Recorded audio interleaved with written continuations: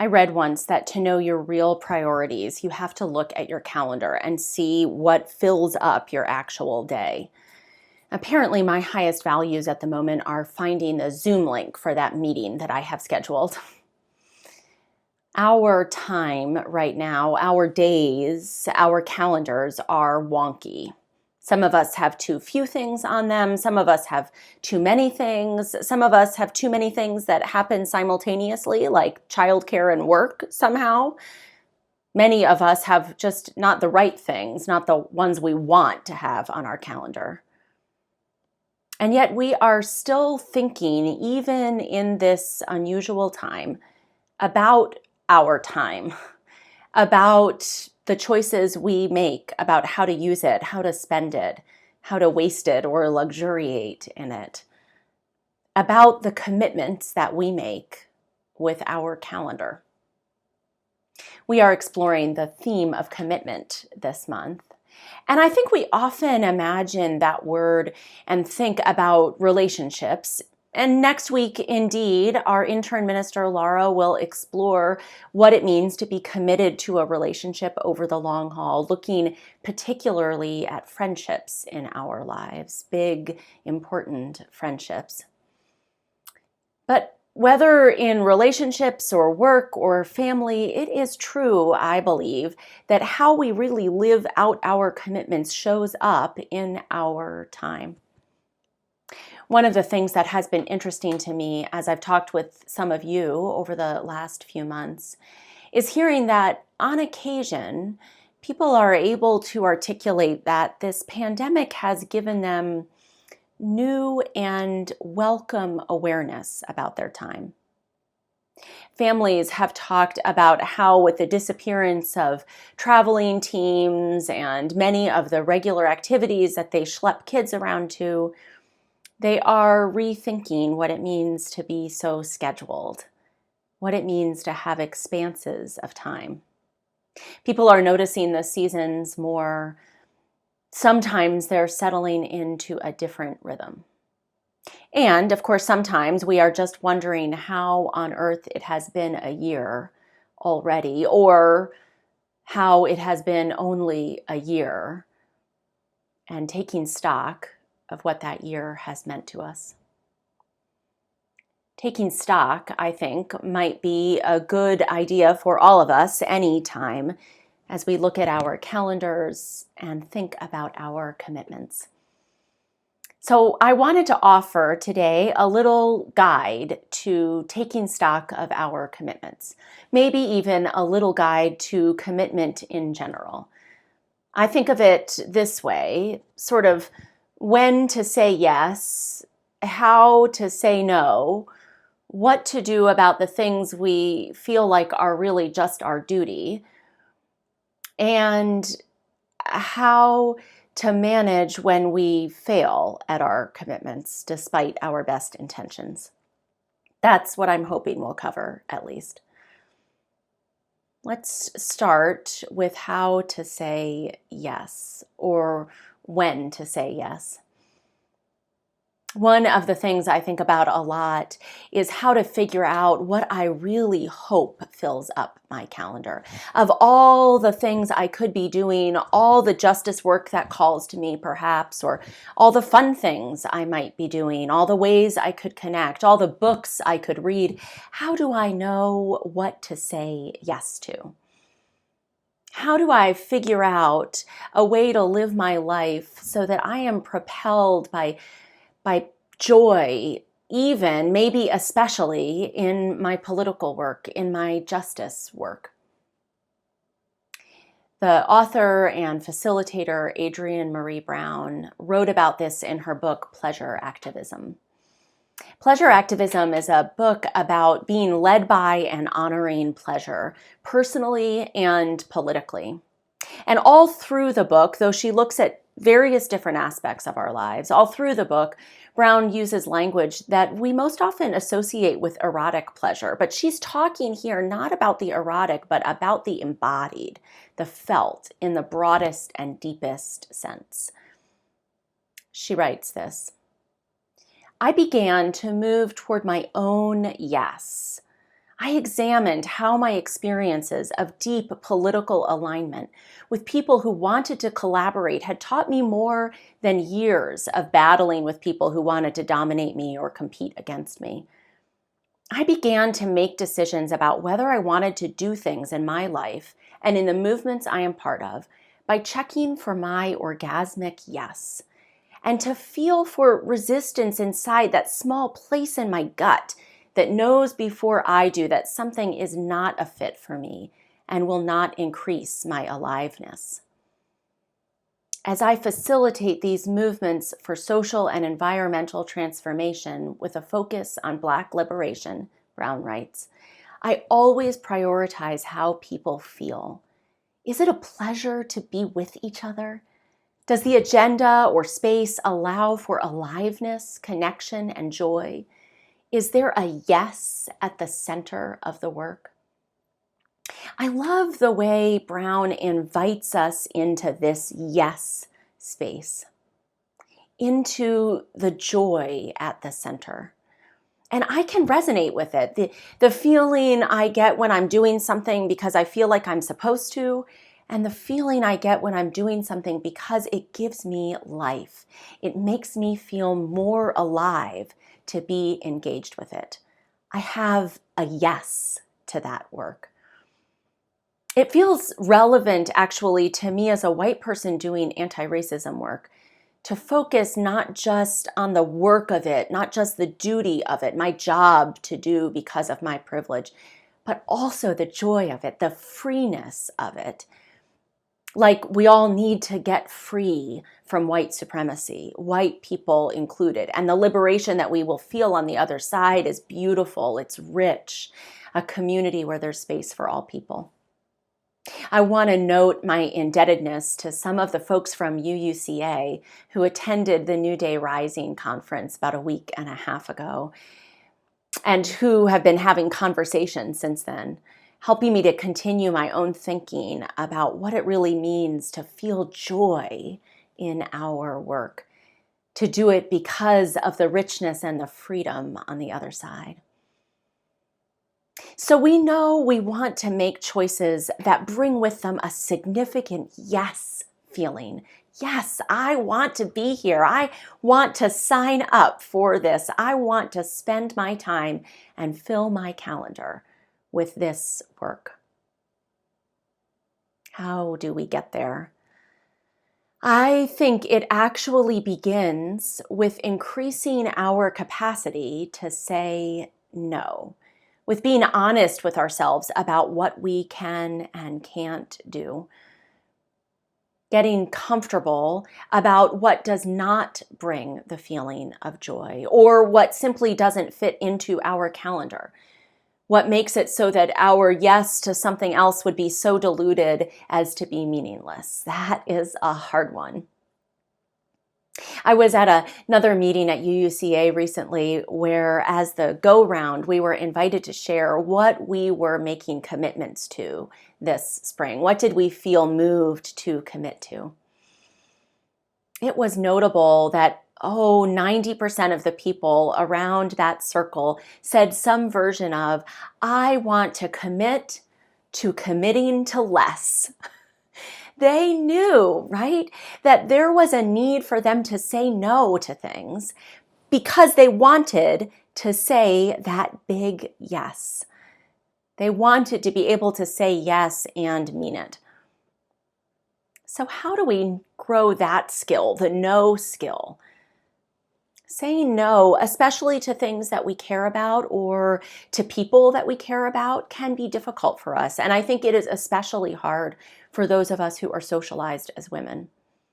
It's one of about 1 million reasons why it's so important to teach children about consent from an early age, to teach them that they are in charge of their own bodies and who touches them, and that over time they get to figure out how to be in charge of their own time as well, what they say no and yes to fill up their lives. Any parent of a middle schooler can tell you that it is a growth opportunity for kids to figure out how to say no to some things in their calendar so that they have time to say yes to other things, say, for instance, homework. Oh, wait, I may be that parent. So teaching our children these skills and figuring out these skills ourselves, I think fundamentally are about building our capacity to set up boundaries. Ed Friedman, the systems theory teacher and writer who I've surely quoted before, talks about boundaries this way. He says, self-differentiation, having clear boundaries, is knowing where you end and I begin, or where I end and you begin, knowing that we're separate individuals. Prentice Hemphill, who is the teacher and coach and the founder and director of the Black Embodiment Initiative, puts it this way: boundaries are the distance at which I can love you and me simultaneously. The distance at which I can love you and me simultaneously. I had a great conversation about a week ago in a family systems class that I was teaching at UUCA. Someone raised the question about to what extent are boundaries, the idea of boundaries or what boundaries look like for each of us, culturally bound or culturally influenced. And I thought, yes, right, of course, right? Anyone who has spent time in multiple cultures knows that there are different expectations about how physically close we might be with each other, how much we're expected to be in each other's business emotionally or intellectually, how much we're expected to be involved in each other's lives. I am actually waiting for someone to write a book, or I would settle for a series of essays looking at the intersection and sometimes the tension between family systems work, which I find to be so helpful, and work around power and privilege or around cultural differences, cultural expectations. So if you're watching this and you have the capacity to write that book or that series of essays, let me know. I'm ready to buy it. In the meantime, in our conversation in that class, we came down to something like, well, I think it's internal. Your comfortable boundaries can't be judged from the outside. You can't look at someone and say, oh, yes, they've got their boundaries set just right. But you know internally whether a boundary feels good or not, feels healthy or not, whether it's the right distance for you. So, okay, that aside, or that importantly in the center, maybe boundaries are internal, about creating the distance, setting up around us what we need in order to say no when we want to say no, so that we can say yes when we want to say yes, right? I had one coach tell me that it was about being selfish in a good way, setting up those boundaries. Jenny Brown, the author of Growing Yourself Up, How to Bring Your Best to All of Life's Relationships, writes, quote, the project of growing ourselves, our task of seeking to understand how we may be contributing to our own dissatisfactions in our interactions, is all about personal responsibility in our relationships and not about self-promotion. So it's about being selfish in terms of thinking about the self, who we are, what's our responsibility, and how can we grow ourself, not being selfish like we're more important than all the other people. Boundaries, I think, start with that figuring out where we end or how we want to love ourselves. So how do we build that capacity? Brown's idea in her book, Growing Yourself Up, is that every stage in our life offers different ways to practice. Often our set point for boundaries, whether they feel healthy or unhealthy, comes from our family of origin. Were your parents able to say no to things that didn't serve them well or that were damaging to them? Did they encourage you or allow you to do that when you were a child or a teen? And that we can work at it over time, often grounded in calming or managing our own anxiety, maybe even using our triangle breath. And that we can create systems, families, communities, or congregations that honor the practice of saying no and believing it, right? I always appreciate when volunteers, if I ask them to do something, give me a thoughtful no, because it means that I can trust that when they say yes to something else, they really mean it. I want to be able to create a culture here, to build on the culture here, that it's okay to say no to something, to say that's not going to serve me or the community right now, because there's something else we want to be able to say yes to.